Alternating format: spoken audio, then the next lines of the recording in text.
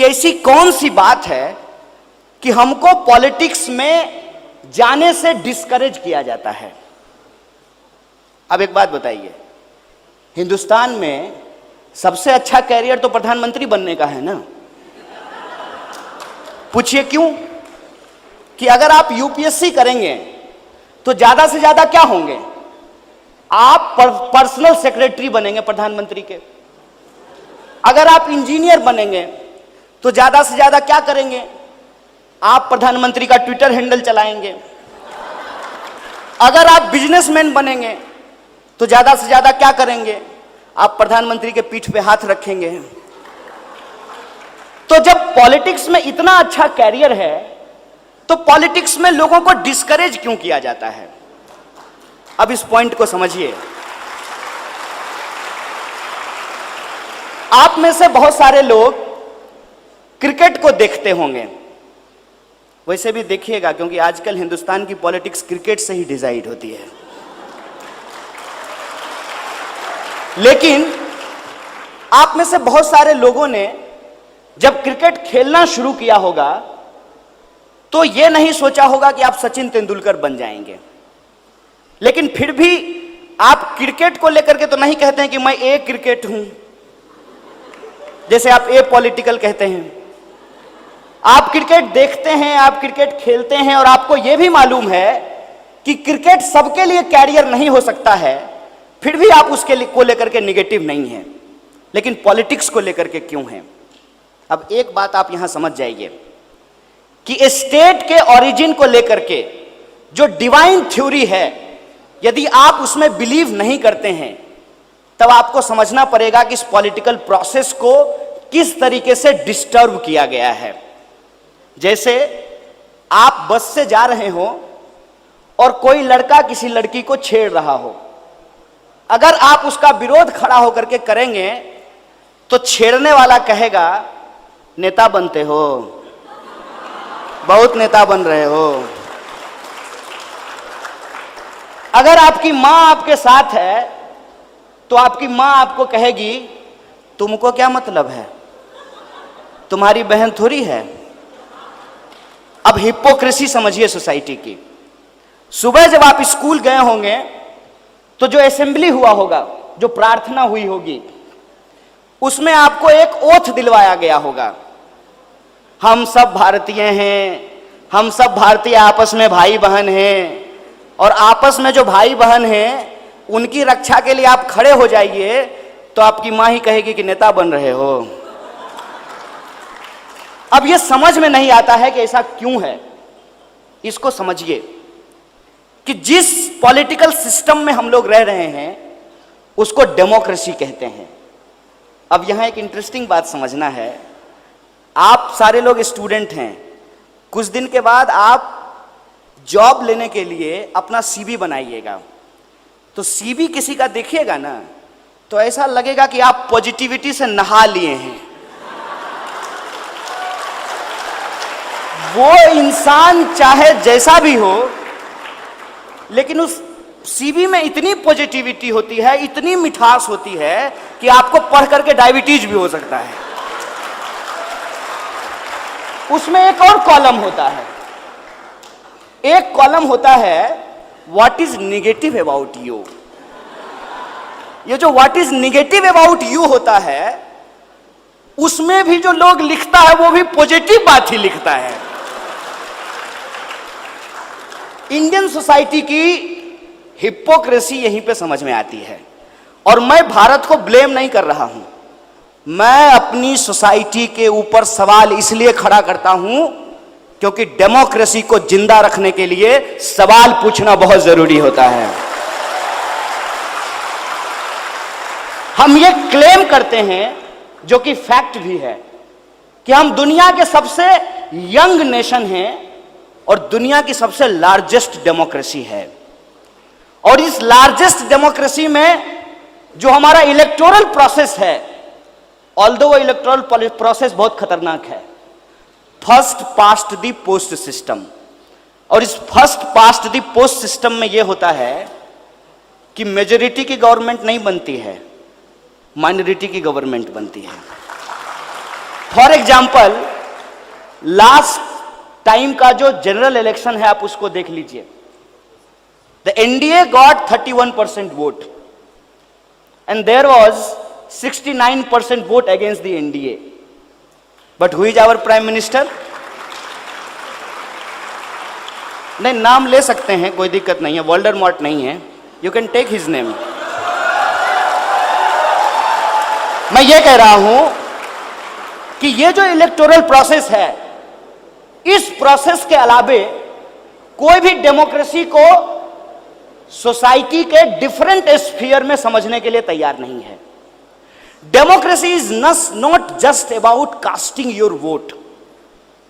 और आप देखेंगे कभी इलेक्शन आया है, रेडियो मिर्ची पे, रेड एफएम पे, एफएम गोल्ड पे, टेलीविजन पे, अखबार में, सब जगह करोड़ों रुपए का बजट बनाया जाएगा इलेक्शन कमीशन के द्वारा। आपको इनकरेज किया जाएगा कि आप वोट दीजिए, आप 5 साल में एक बार वोट दे दीजिए, लेकिन बाकी साल आप पॉलिटिकल मत रहिए, ये आपको समझाया जाएगा। अगर हम किसी को वोट देंगे तो उसको वोट देने का बेसिस क्या होगा? क्या हमको उस पार्टी की आइडियोलॉजी के बारे में बताया जाता है? वो पार्टी यदि सरकार में रही है तो उसने क्या काम किया है उसके बारे में बताया जाता है? क्या इस देश में सबसे इंपॉर्टेंट चीज जो है इलेक्शन का, किसी भी पार्टी का मैनिफेस्टो, उस पर कोई डिस्कशन होता है?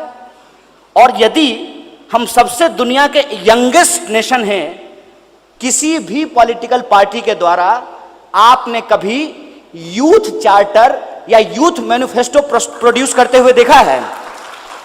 क्यों नहीं देखा है? अब ये इंटरेस्टिंग बात है। आपको मालूम है कि सचिन तेंदुलकर बहुत अच्छा प्लेयर हैं, लेकिन सचिन तेंदुलकर रिटायर हो गए ना, उनकी जगह पे कौन आए हैं? विराट कोहली। विराट कोहली के चचा तो नहीं है सचिन तेंदुलकर, मौसा भी नहीं है, फूफा भी नहीं है। तो क्रिकेट में एक नया आदमी, थोड़ा बहुत लेन देन वहां भी चलता है, हम इस बात को हम नहीं डिनाई कर रहे हैं, लेकिन फिर भी यदि आप अच्छे क्रिकेटर हैं तो आपको क्रिकेट में एंट्री हो सकती है। सिनेमा में भी, अब देखिए अभिषेक बच्चन अमिताभ बच्चन की तरह हो पाए क्या? नहीं हो पाए ना। उनसे ज्यादा अच्छा एक्टर कौन हो गया? नवाजुद्दीन सिद्दीकी। और नवाजुद्दीन सिद्दीकी जो है, उसके पिताजी सिनेमा में नहीं थे, उसके पिताजी वो बिग बी नहीं थे। अब पॉइंट ये है कि पॉलिटिक्स में आप में से कोई भी यह बात सोच पाता है क्या कि नए लोगों को एंट्री होगी? इसीलिए पॉलिटिक्स एक ऐसा सिस्टम बन गया है जिसमें आप सिर्फ और सिर्फ वोटर हैं, आप पॉलिसी मेकर नहीं हो सकते हैं। और ये जो पॉलिटिक्स का क्राइसिस है, उसको हमको समझना पड़ेगा कि ये क्यों है। ये इसलिए है कि इस पार्टिसिपेटरी डेमोक्रेसी को प्रोसीजरल डेमोक्रेसी में कन्वर्ट कर देने की एक कॉन्स्पिरेसी चल रही है।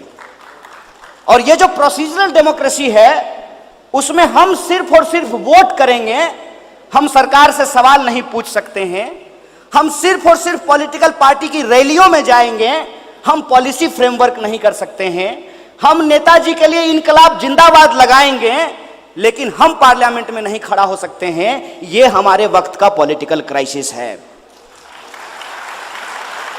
सो आई टोल्ड यू कि यूथ होने का क्या मतलब है। यूथ होने का मतलब यह है कि आपको आपके आसपास में जो चीजें घट रही है उससे आपको फर्क पड़ना चाहिए। और जब आपको फर्क पड़ता है तो आपको अपने जैसे लोगों से बातचीत करना चाहिए। That is the communication, the basic point of democracy. और दूसरा, जब हमारे जैसे लोग हमको मिलना शुरू हो जाएं तो हमको उनके साथ कोलैबोरेट करना चाहिए। एंड थर्ड थिंग, कि जितने भी so called quote and quote truth हैं, उस ट्रुथ को हमको चैलेंज करना चाहिए, क्योंकि नॉलेज का मतलब होता है the process of learning and unlearning. Learning और अनलर्निंग का जो ये प्रोसेस है, इस प्रोसेस में आपको समझ में आएगा कि हिंदुस्तान, भारत सिर्फ और सिर्फ दिल्ली में नहीं बसती है, त्रिवेंद्रम में भी है भारत। नॉर्थ ईस्ट में भी है भारत, कश्मीर में भी है भारत और कन्याकुमारी में भी है भारत। और इस डाइवर्सिटी को आज खत्म करने की कोशिश की जा रही है। इसीलिए यूथ को पॉलिटिक्स में इसलिए आना नहीं चाहिए कि उनका कैरियर बनेगा, इसलिए आना चाहिए कि पॉलिटिक्स में यदि वो वोट दे सकते हैं तो पॉलिटिक्स में वो सजेशन भी दे सकते हैं और उनका सजेशन पॉलिटिक्स में सुना जाए और जो इंटरेस्टेड है पॉलिटिक्स में उनको पॉलिटिक्स में एंट्री दी जाए। इस तरीके का माहौल हमको पैदा करना पड़ेगा। और आज आपके हाथ में जो एक टूल है कम्युनिकेशन का, मोबाइल, उसमें आपको मिस इन्फॉर्मेशन को काउंटर करते हुए सही इन्फॉर्मेशन को आगे बढ़ते हुए इस नेशन बिल्डिंग के प्रोसेस में डाइवर्सिटी को प्रोटेक्ट करते हुए, हिंदुस्तान के फंडामेंटल राइट को प्रोटेक्ट करते हुए और इस प्रोटेक्ट करने की जो लड़ाई है उसके चलते आपको जेल में भी जाना पड़ सकता है, आपके ऊपर गोली भी चल सकती है, आपको मारा भी जा सकता है। लेकिन आप एक बात को सोचिएगा कि अगर भगत सिंह भी जब अपने कॉलेज में थे तो यही सोचते कि हम अंग्रेज के खिलाफ बोलेंगे तो हम जेल चले जाएंगे, हमको फांसी हो जाएगी, तो भगत सिंह रेवोल्यूशन के लिए नहीं आएगा होते। और हम तो आपसे रेवोल्यूशन का डिमांड भी नहीं कर रहे हैं, हम तो सिर्फ और सिर्फ आपको अपने कॉन्स्टिट्यूशनल राइट को लेकर के अवेयर होने के लिए, कॉन्स्टिट्यूशनलिज्म को आगे बढ़ाने के लिए और कॉन्स्टिट्यूशनल फ्रेमवर्क के अंतर्गत डेमोक्रेसी को स्ट्रेंथन करने की बात कर रहे हैं। इसीलिए आप सब लोग इस स्टूडेंट पार्लियामेंट में शामिल हुए हैं। मैं आपका तहे दिल से शुक्रिया अदा करता हूं और ऑर्गेनाइजर को शुक्रिया कहते हुए अपनी बात को खत्म करता हूं। शुक्रिया। इनकलाब जिंदाबाद। आजादी स्लोगन बता देंगे, लेकिन ये बता दीजिए ठंडा मतलब क्या होता है? Coca Cola. यही है, यही मिस इन्फॉर्मेशन है। और ये मिस इन्फॉर्मेशन जो मार्केट का है वो आपके सोचने की डाइवर्सिटी को खत्म करता है। जो बाहर से आए हैं, त्रिवेंद्रम जाइएगा और वहाँ रेडी पटरी की दुकान पे पूछिएगा कि आपके यहाँ ठंडा मतलब क्या होता है, तो आपको यहाँ का कोई लोकल पेय पदार्थ पिलाएंगे, आपको पीने की चीज़ देंगे।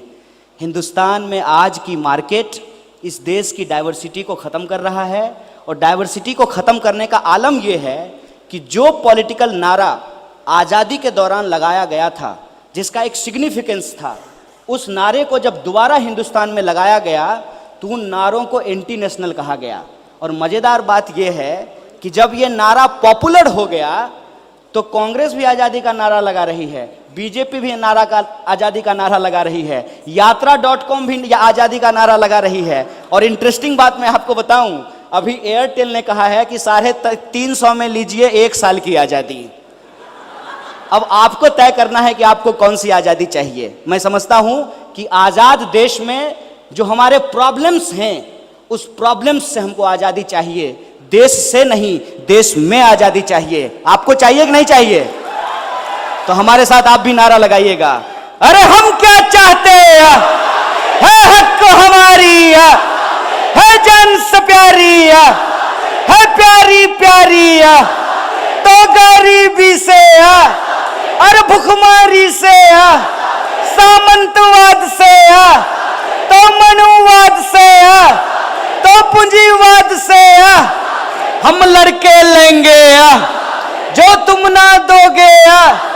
है हक हमारी, है हक तुम्हारी, सब मिलकर बोलो, तो जोर से बोलो, तो प्यार से बोलो, तो धीरे से बोलो, हौले से बोलो, हम लड़के लेंगे आजाद देश में अशफाक वाली, आजाद वाली, तो भगत सिंह की, अंबेडकर वाली, तो बिरसा वाली, पेरियार वाली, तो फूले वाली, फातिमा वाली, तो मिलकर बोलो, अरे डर गए क्या, तो जोर से बोलो। बहुत बहुत शुक्रिया आप तमाम लोगों का, बहुत बहुत धन्यवाद।